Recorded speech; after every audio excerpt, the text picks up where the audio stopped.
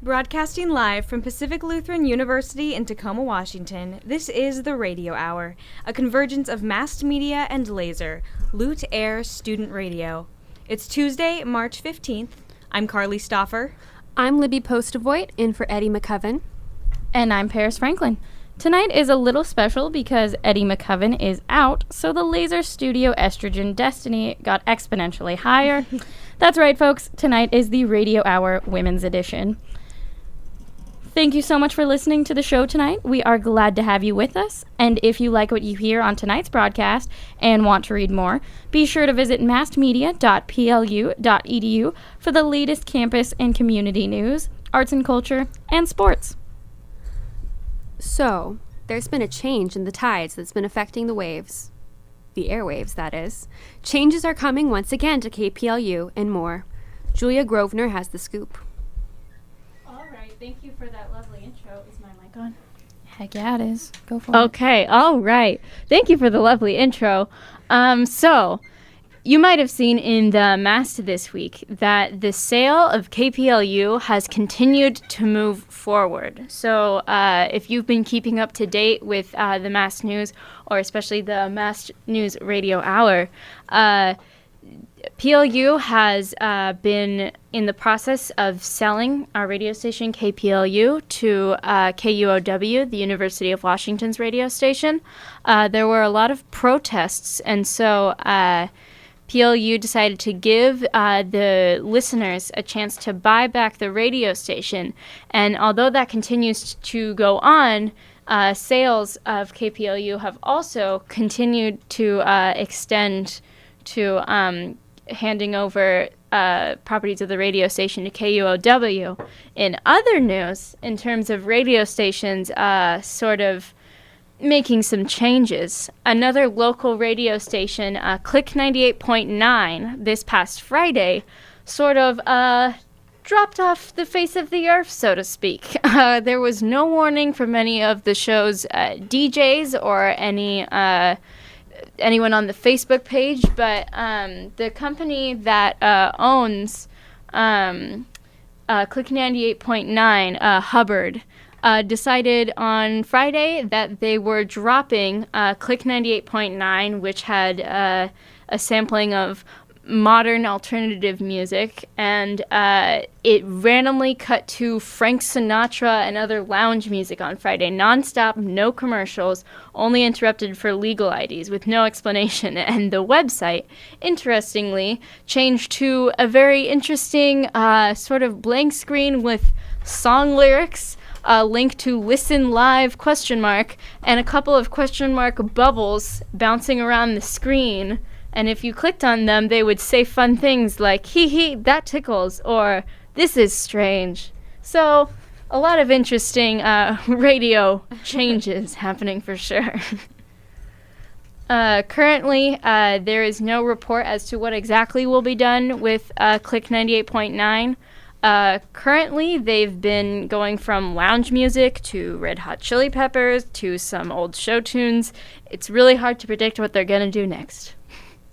I mean, why not just keep it going the way they are? I think it's pretty entertaining. I mean, we were all laughing about the website right before the show started. That was how we were getting jazzed for the evening. It was just seeing what fun phrase would pop out next. Yeah, the story behind the website, though, has me kind of intrigued. It honestly looks like it's been hacked or something. I mean, it hardly looks intentional, but it's definitely it's a good way to spend your time if you don't want to do your homework, I guess.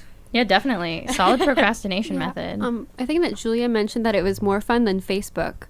Whoa. Yeah, that's a statement. I mean, does Facebook have bubbles that bounce around the screen? No, they have, like, ads. Well, now it will. Once Mark Zuckerberg hears this podcast, he's going to make sure it does. Yeah. He will get right on that. And then we're going to have bouncing bubble ads. That, like, if you're like, oh, I don't want to click on this ad, well, guess what? It's moving around, so you'll click it on accident. And it's so shiny. I mean...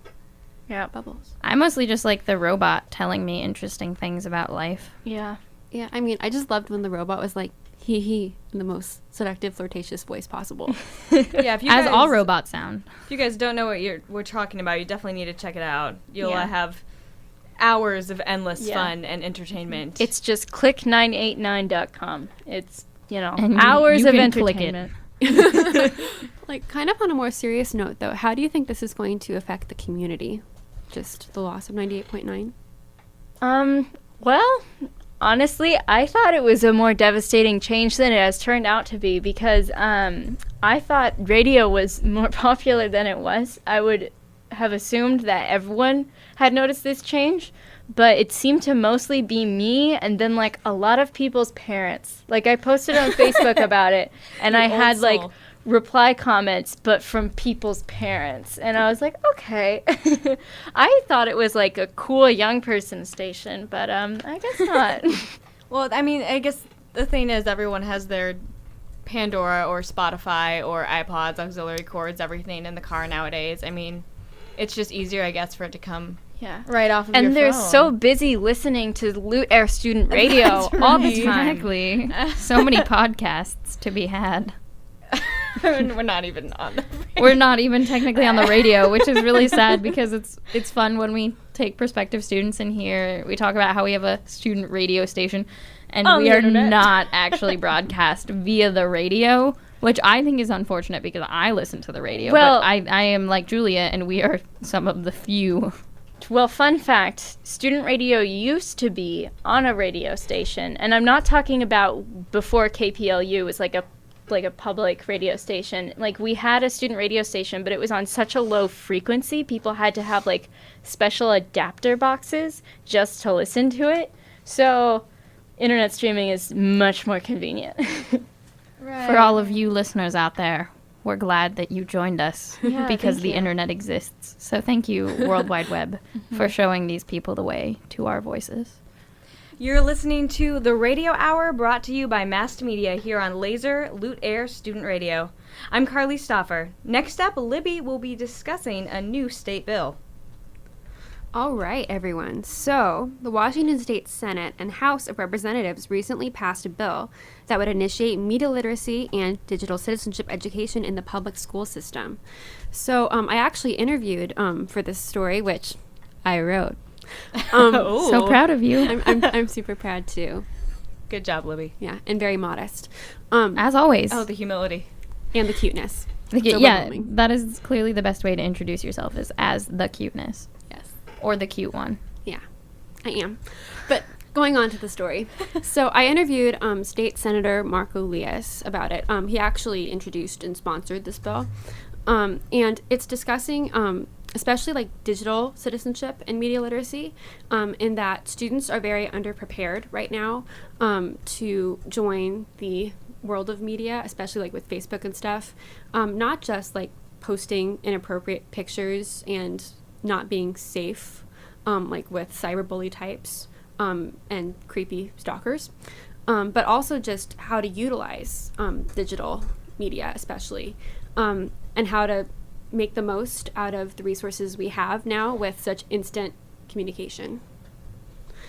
So any thoughts on just media literacy and the impact this might have? I think that honestly sounds like a great idea, and I'm honestly surprised something like this hasn't been introduced earlier. Mm-hmm. And I think it's extremely important. I mean, there's obviously many positive effects of the impact of media on our lives, but, I mean, it's also, in a way, a sort of a monster if you don't know how to use it. And just with younger and younger kids being able to have access to media, I mean, that just opens the door for a lot of negative consequences. So I'm actually very happy that that bill passed. Well, I think kids these days have it too easy. Back in my day, we had to teach ourselves how to use the media. Mm-hmm. I mean, someone handed me an iPhone and I just pressed buttons until I knew how to use it.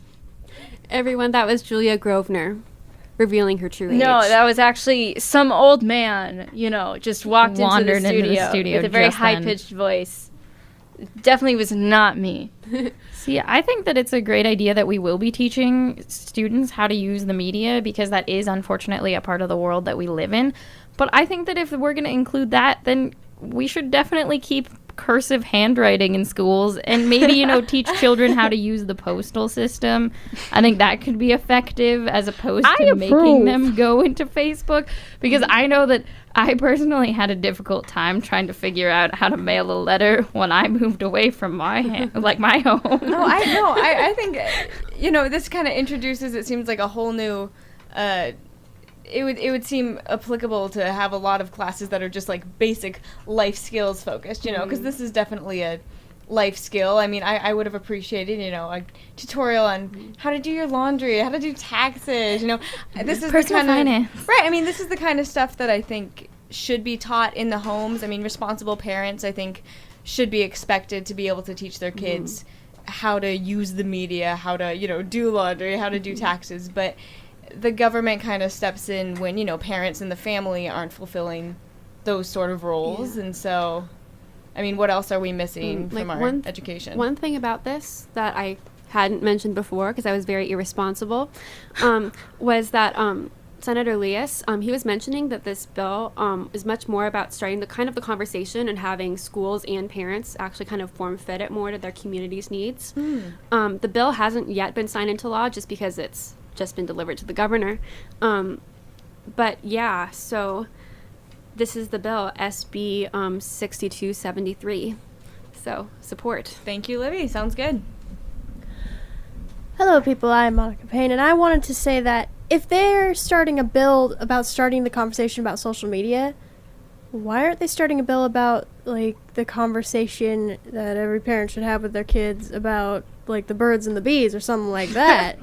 Well, I mean, we all don't we already? we don't want to get into like the state's policies on sex education, because usually those are also very interesting. Yeah, and Washington State has considerably good policies on that, I think. I mean, we already have legislation regarding sex education laws, correct? That's already in the schools. I mean, it doesn't necessarily mean it's quality, but that's in the schools. Doesn't mean it's effective, but it does exist already. Media literacy, I mean, as far as I know, that has not been a part of our education system. So, and I went to elementary school in a different state, and I remember that most of the classes that we would have that wouldn't be the elective classes or they wouldn't be the general core classes were usually related to things like typing, which was indeed something that we needed to know how to do for school.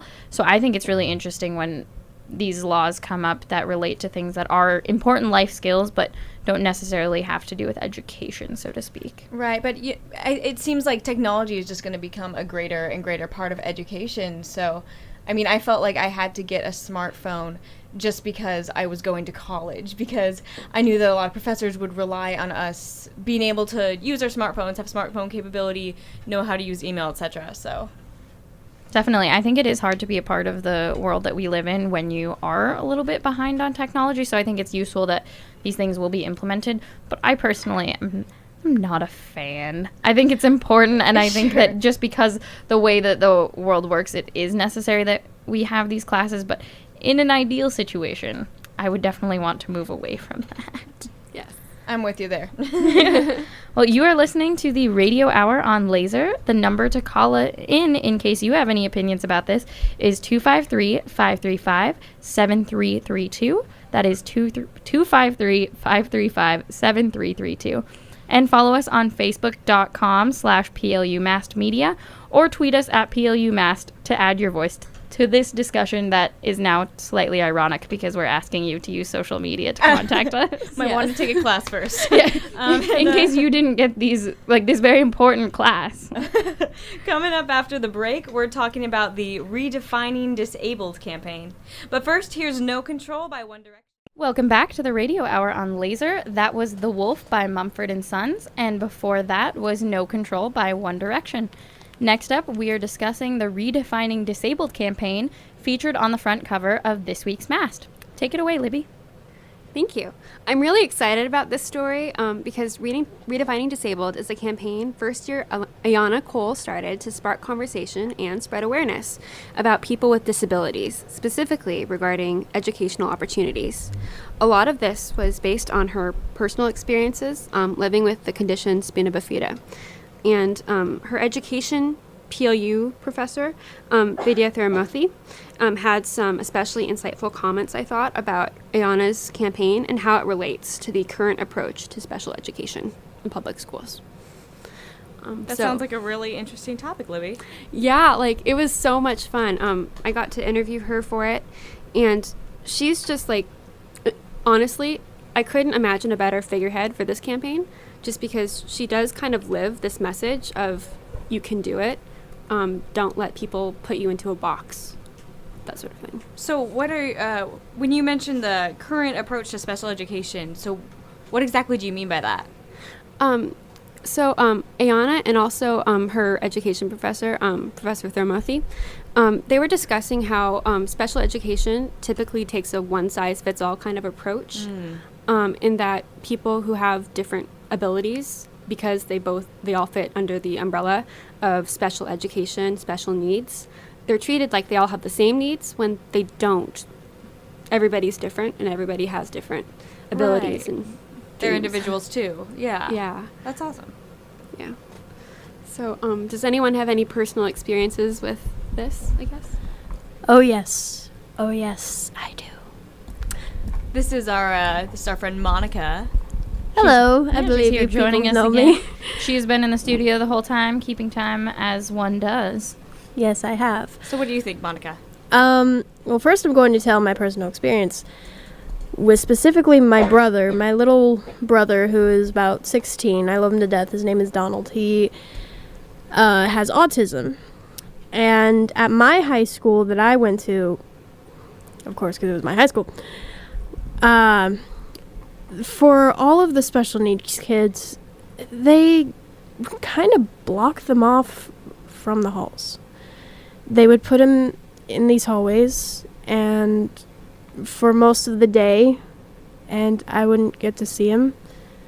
They would stay in there most of the time and only come out either at lunch or to just randomly walk around when nobody else really was about. And after lunches, after all the other students went up to their classes, they would have them clean up after the students, clean up all their garbage. And I get, they try to teach them how to do jobs so that way they can one day go out into the professional field and get paid for doing something. Right. But that's not the way you do it. You do not have them do the janitorial work. Ever. Right, because that just seems sort of disrespectful. I mean, that's just doing the work that no one else really wants to do. Exactly, and I hated it. Of course, I couldn't do anything about it, but I hated it. And I felt like they were just enclosing them. And I remember when I was in my psychology class, we learned that I don't remember how many decades ago, but I think in the early to mid 20th century, there were these houses that housed the special needs, and people would just send their children there because they would think something's wrong with them. They wouldn't know what to do. And I felt like that was kind of a new age way of doing that. So you feel like that it actually hasn't changed that much? Like this is just a different manifestation of that, in a way? Yeah, I mean, it's not, of course, as bad because it's not, you're not sending your children to a house to live for who knows how many years, but... they're still hidden. Yeah, they're still hidden, and I hate that. I really wish, now I could see the other side of this of the coin and how be like, well, we just don't want these students to make fun of them. We just don't want them to we just don't want them to pick on them. Just don't want them to make them feel like they're not normal. Yeah, but are you really making it any better by keeping them away? Right. Seems like there could definitely be a better solution. So, Libby, would you mind talking about what's Ayana's, is it Ayana? Ayana, I believe. Ayana, okay. So what's her campaign doing to change that? She's sparking conversation about the issue. So mainly just, I think that she follows, what's her name? Malala Yousafzai's approach, kind of, with education is the key to ending discrimination, violence, etc. And yeah, she just wants to spread awareness first and maybe just get rid of the stigma attached to saying disabled, disabilities, like, and just talking about these things, because the fact that discrimination still exists, I think, reflects the fact that we don't talk about it. It's really interesting. She's also been able to go into some elementary schools and talk there. Mm-hmm. And I think that's really good to start at a younger age. Absolutely. Because then you can show that, like, these are normal people and they just might be a little bit different. That doesn't mean they are disabled, as one would say. Like, there's just something that's different about them. And so that's a good way to teach everyone that, I mean, it shouldn't be so stigmatized. Mm-hmm. And, like, another thing is that Ayana, like, yeah, she has a wheelchair, but also she's honestly, like, probably the smartest, most inspiring person I've interviewed at PLU during my whole year working with the Mast. She's so impressive, and she's only a first year. And I like her because she brings hope to this issue. Right, I think you mentioned she has a tattoo, that's right, that says able. Yeah. I thought that was really cool. Yeah. So you're listening to The Radio Hour, brought to you by Mast Media, here on LASR, Lute Air Student Radio. I'm Carly Stauffer, and next up we'll be discussing PLU's confusing budget. Paris, what's the story? Well, the rumor mill never disappoints, especially when it comes to financial matters. Oh boy. So many of us on campus have recently been hearing rumors that PLU's demise may or may not be imminent. So before I start to worry the student population who is listening right now, these rumors might not have a basis in reality, but they also could. So, in order to try and figure out just exactly what is going on, the editor-in-chief of the Mast, Samantha Lund, wanted to make sure that Lutes were at ease. And so when she started looking into the budget here at PLU, because as some of you may know, we do actually release the budget every year, so it is a public document that anyone is able to look at if they so desire. Mm-hmm. So she went on a journey, and it seemed to lead to more questions than answers, meaning that one article was not enough to cover it.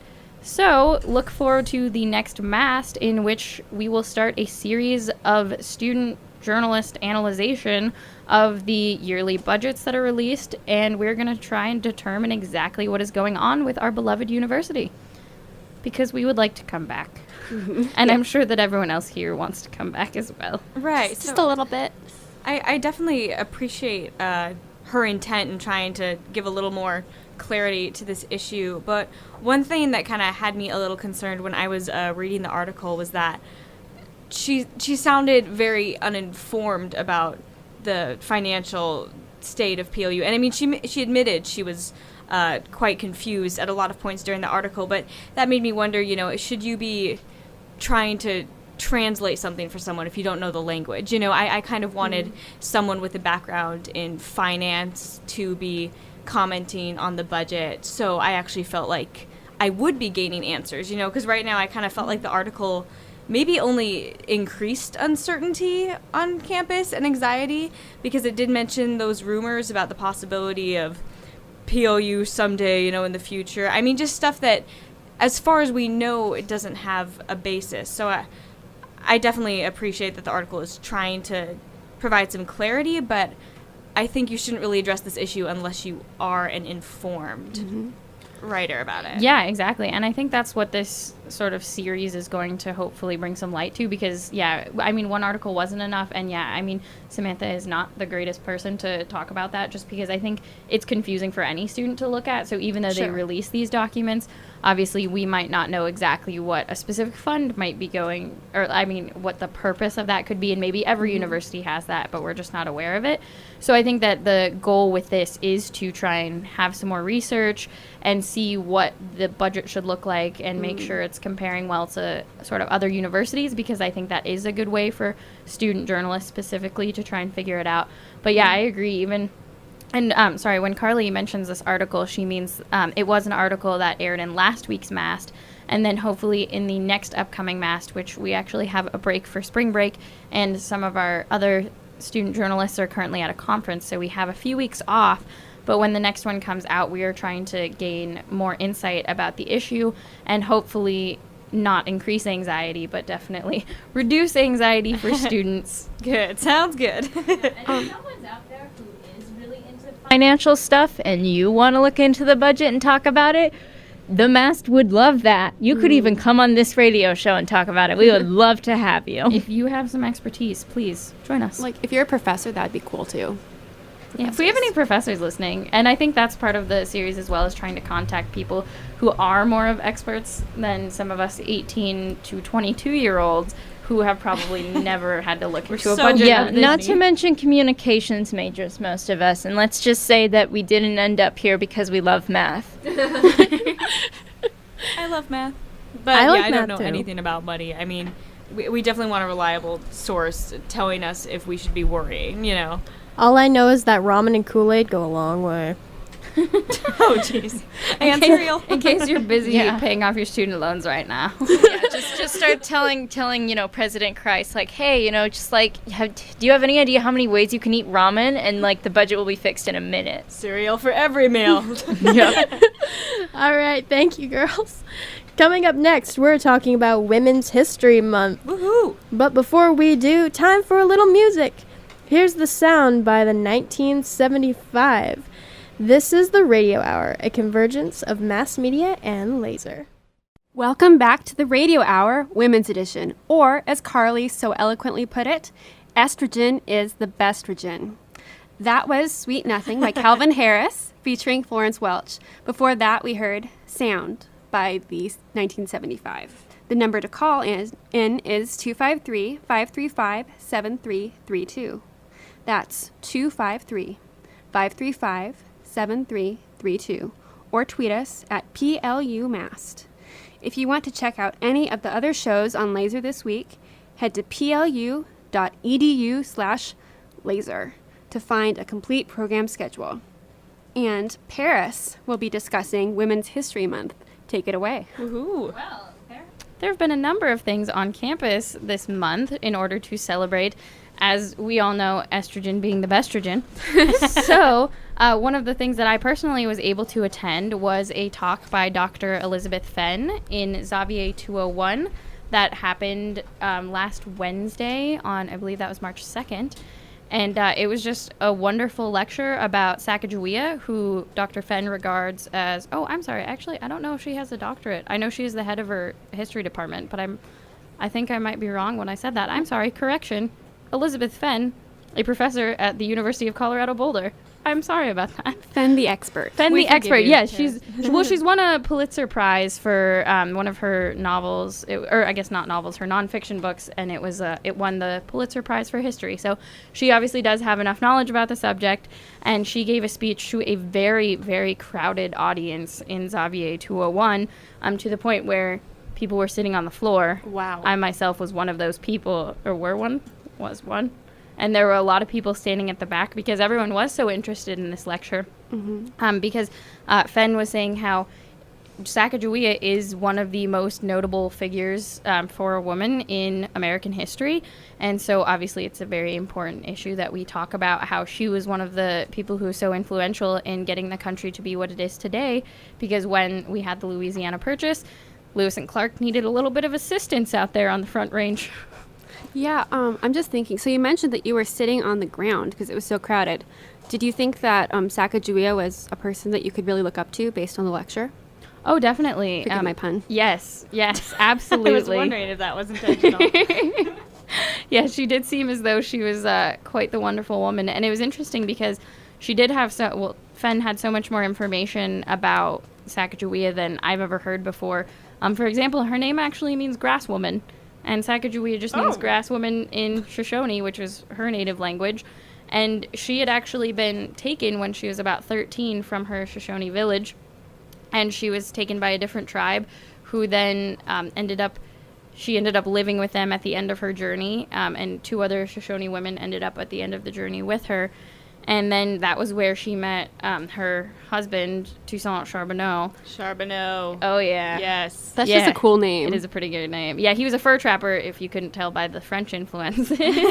And Oui, so so she was actually contracted via her husband by Lewis and Clark. So Lewis and Clark, they couldn't technically hire her because sadly she was owned by her husband.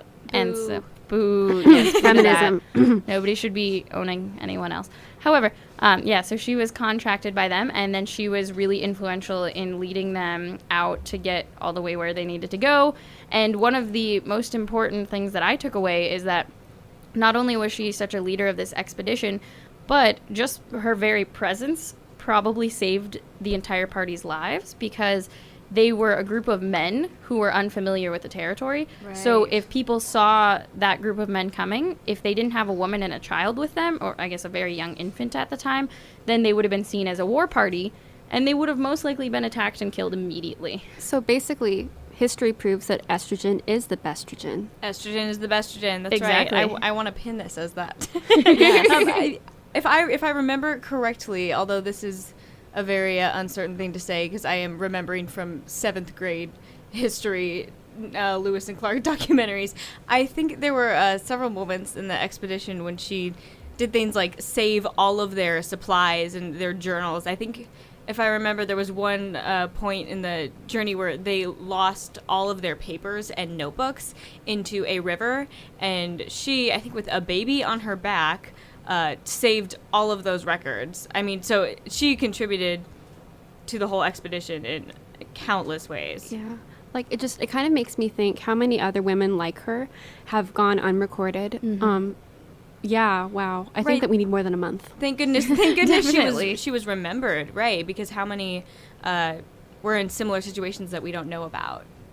Yeah. That's such a wonderful point. And yeah, I mean, I think it's interesting that, I mean, all we get today when you do talk about Sacagawea is there's a coin, and if you've ever seen Night at the Museum, a pretty cool portrayal of her in that. And then beyond that, I think, yeah, she's mentioned for maybe a day or two in like 7th grade or 8th grade history class, and that's about all you learn.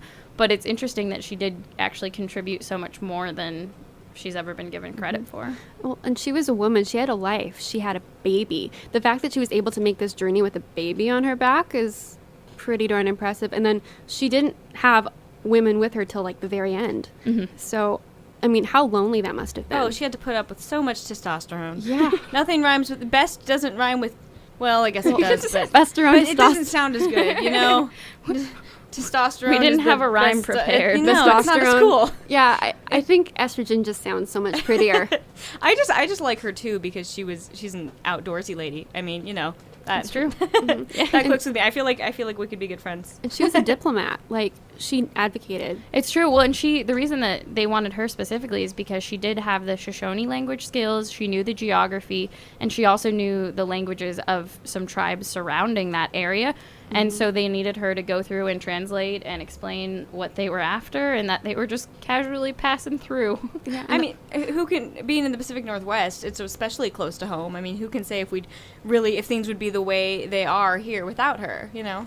Yeah, I feel like, and she saved a piece of our history. Like, how insightful she must have been to risk, you know, just getting after, like, those documents.